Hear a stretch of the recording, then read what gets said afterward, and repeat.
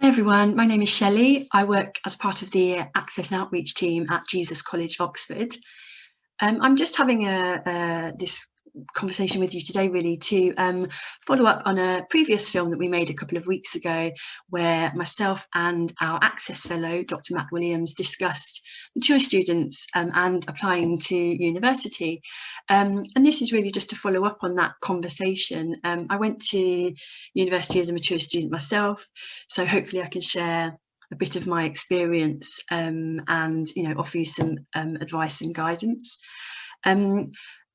What I'm going to talk to you about today is mainly applicable to UK students, or certainly some of it. If you're an international student, there will still be some very helpful information here for you, but you may need to check things like entry qualifications and any kind of financial requirements that may be needed, or that you may need to arrange in order to study in the UK as a mature undergraduate or an undergraduate of any age. A lot of the advice thoughts I'll be sharing today apply to all students, regardless of age. But I will try to kind of focus on some areas that I think mature students may find helpful. As we discussed in part one, mature students, certainly at undergraduate level, are considered as anyone who is 21 or above when they enter their higher education institute and start their degree. So that is a very wide spectrum. Mature students can be 21 to 81. So I'll try to keep it fairly broad, but as I say, hopefully you might find something in here that will be of use. Okay, so we'll get started.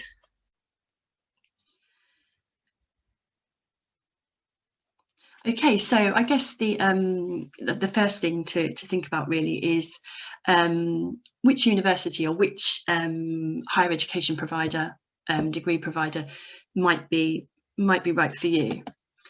The most obvious place to start, and I'm sure you're kind of considering this already, is what type of course are you looking to do at university?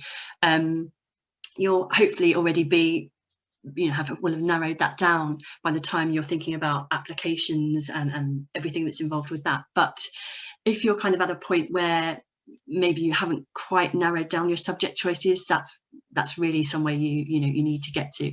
If you're kind of looking at things that are quite apart from each other, biology and modern languages, that kind of thing, you're not really quite there yet in terms of thinking it through and really kind of narrowing down what you're looking to study at university. So but once you get to that stage, that's at least kind of part of the decision process made, and will then kind of help you determine where you can then narrow down your options in terms of your institution choices.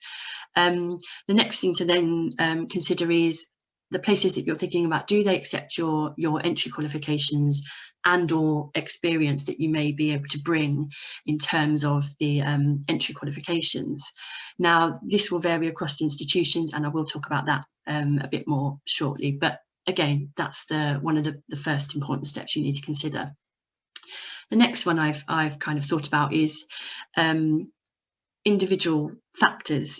Are there things that as a mature student that you may need to bring into consideration that maybe those of the kind of traditional entry age don't? And that's not to say that they won't have those kind of things to consider, but it's probably more common with mature students. So are there personal commitments that you need to manage while you are studying at degree level? Depending on where you might be considering, which universities you might be considering, do you need to rule certain places out because of location? You may, relocating may not be an option, even if it's only for term times. That just may not be possible with regards to everything else you may have going on. So things like that. And then the other kind of thing, probably once you've kind of narrowed down the first three, you'll then kind of start thinking about what other factors appeal to you or are important to you. So is reputation of the institute or institutes that you might be applying to a big consideration?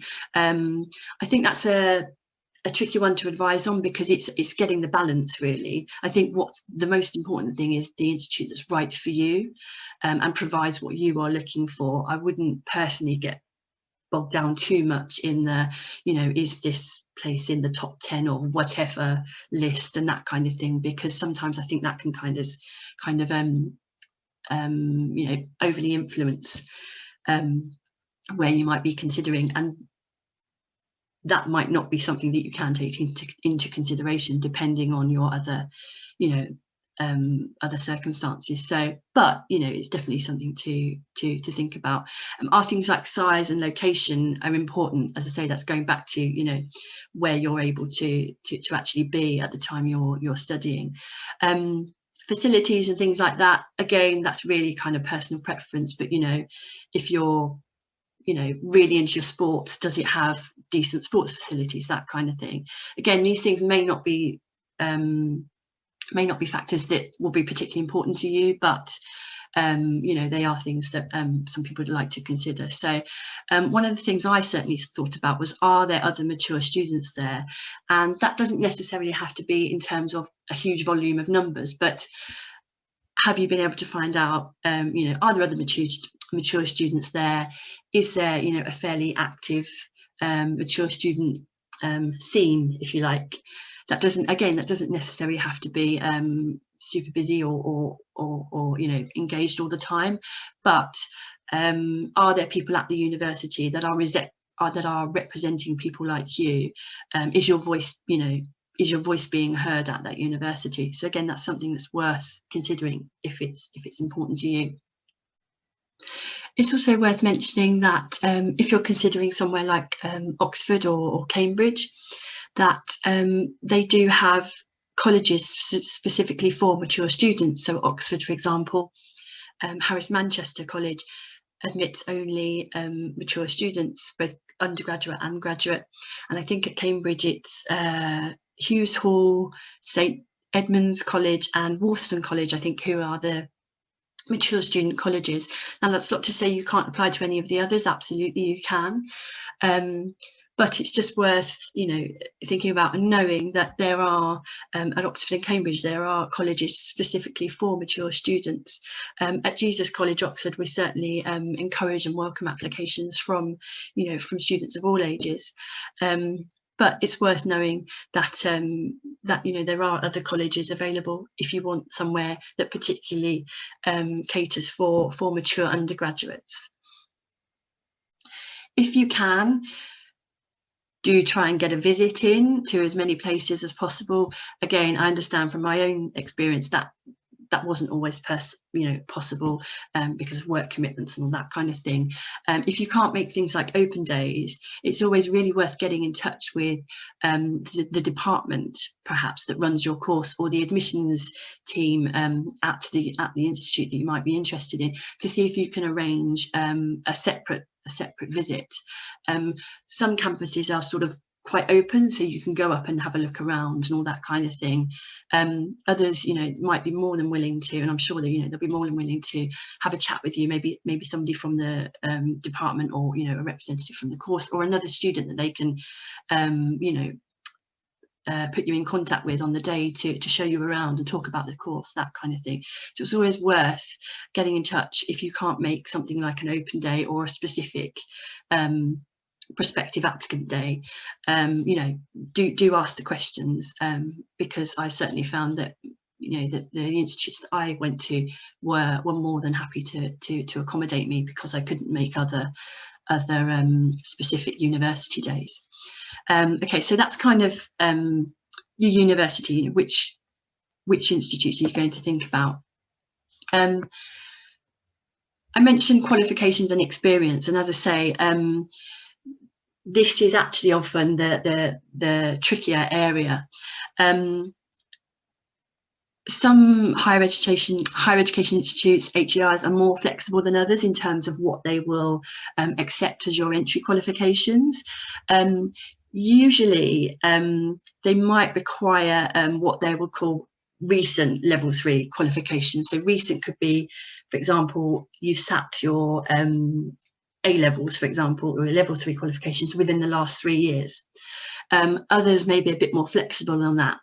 You could have done your qualifications 10 years ago, taken a break, you know, build up a lot of work experience, relevant, or, you know, that can be you know, transferred to a degree course, and they may be very flexible in terms of accepting you as a, you know, as a competitive applicant, even if you've had a bit of a gap.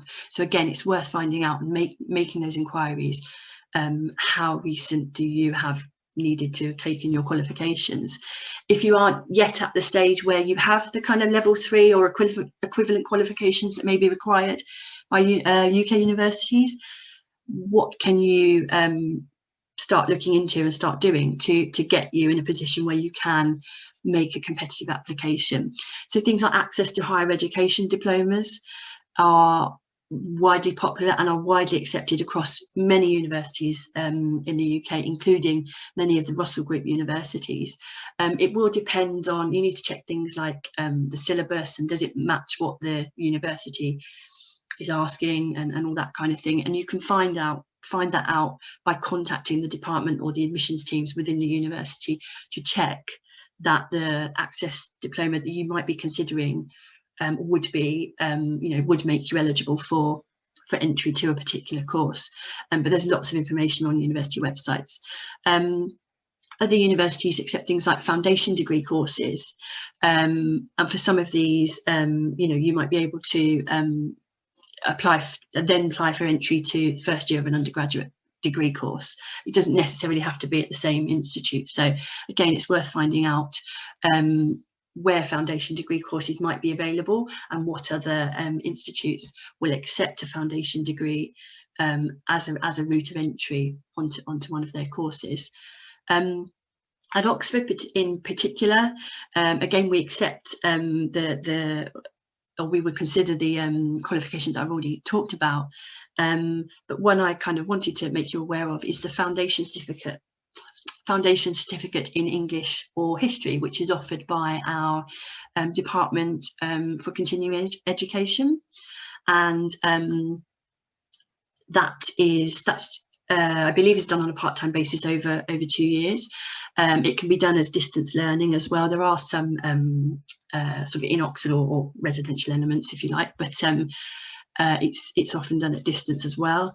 And on completion of the foundation certificate, you'll be able to apply for second year entry to undergraduate history or English courses either at the University of Oxford or other institutions.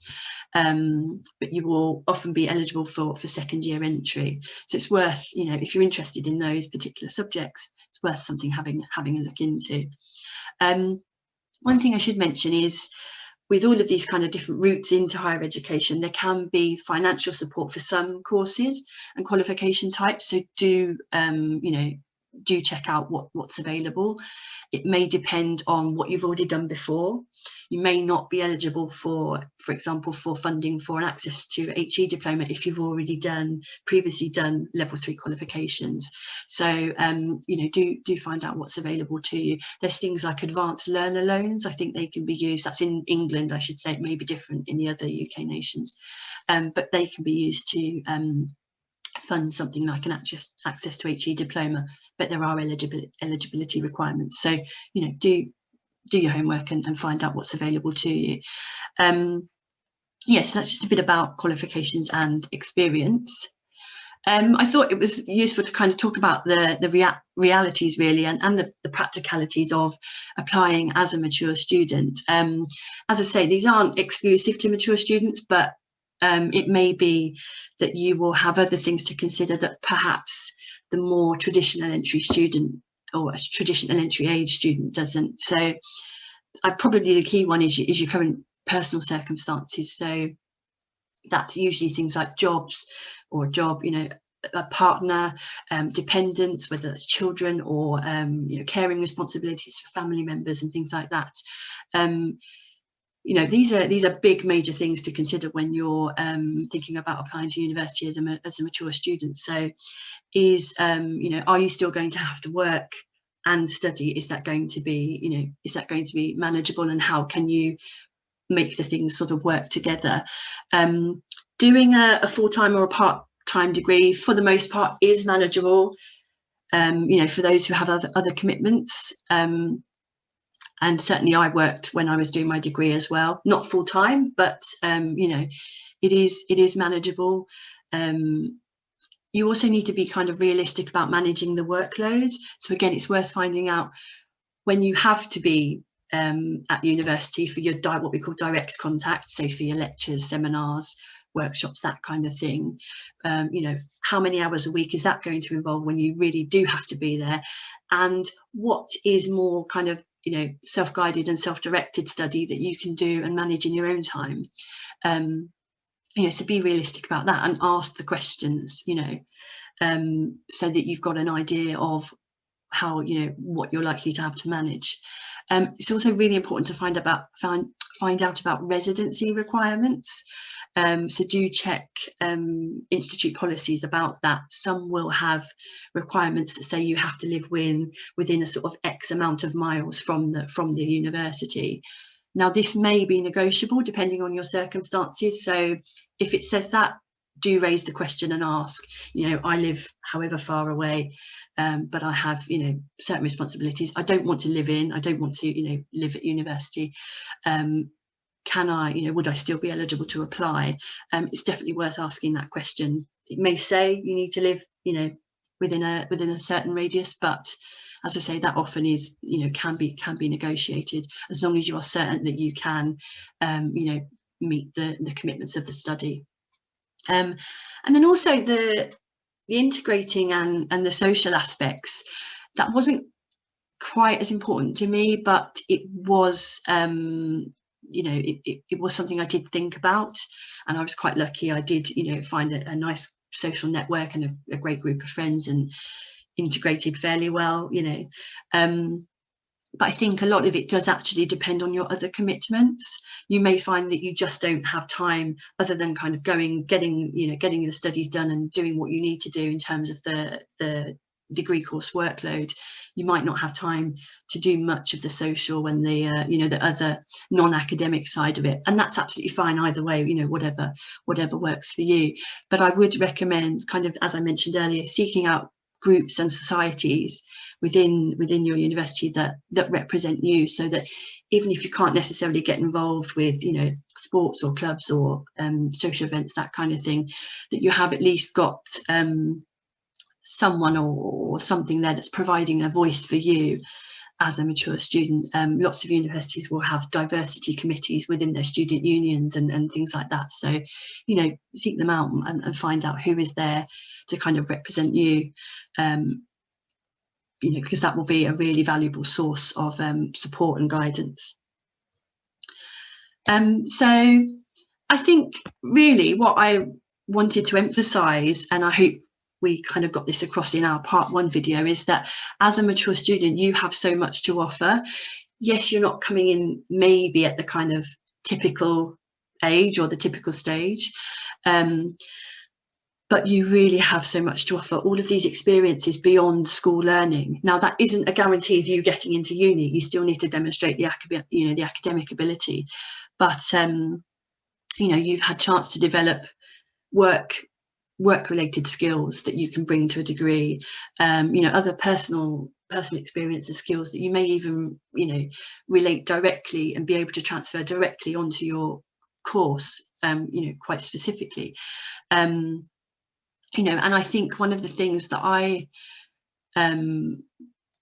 really discovered is that I had really considered the decision, because I'd come to it much later, sort of in my early 30s. I had to go back to school and do all this and start again. It was a thought through and thoroughly considered decision. So I think I went to it in the right mindset and, you know, really taking on board what I was taking on in terms of a degree. So, and that's not to say that other people don't do that, but you've really thought this through, because this is probably going to have a big impact on other areas of your life, such as we've mentioned before, partners, children, family members, you know, caring responsibilities, that kind of thing. So you will have really, you know, thought about this. And I think really, my final bit of advice, and I really hope this isn't the case for you, but I certainly had in my head that I was very doubtful about even going to university in the first place. I had in my head that I wasn't the type of person that went to university, and I certainly wasn't, didn't fit a stereotype that I had in my head of somebody who went to a competitive university like Oxford or Cambridge or, many of the other, highly regarded universities. But I had very little experience. I came from a background where, I grew up with no experience or knowledge of university, but fortunately I had a brilliant tutor on my Access course who encouraged me to kind of explore options beyond those kind of narrow restrictions that I put on myself. And I put them on myself really. And as I say, I thought I didn't fit a certain stereotype. So what I really, really want to emphasize to you is rule out institutions for the right reasons and not because of any preconceived ideas or misconceptions that you might have of not being the type or the right sort of person to go there. If you can fulfill the criteria that a university is asking for, and they, more importantly, are offering what you are looking for. This is a buyer's market we mentioned before. Universities need to sell themselves to you as much as you need to fulfill what they are asking for. So please don't say no to yourself. If you can, if you can fulfill what they're asking and they're offering what you're interested in, then put the application in. They may have to say no to you. That's the reality of it. There are, often far more many applications than there are places. So it's inevitable that some people, unfortunately, won't be offered a place. But don't you say no to yourself. If they've got what you're looking for, and you think you can make a competitive application, then go for it. As I say, you can contact us via our email address. We'll pop the details below, so do get in touch if you have any questions. I hope that's been a bit helpful. Sorry, it's a bit waffly, but hopefully there's been some advice for you in there. Whatever you're planning in the future, if you're just embarking, now going back into to education after a long break, if you've had a bit of a break and now you're considering applying to university, whatever it is you're doing, I really hope it works out, as best as possible for you. And yeah, wish you all the luck. Thank you very much.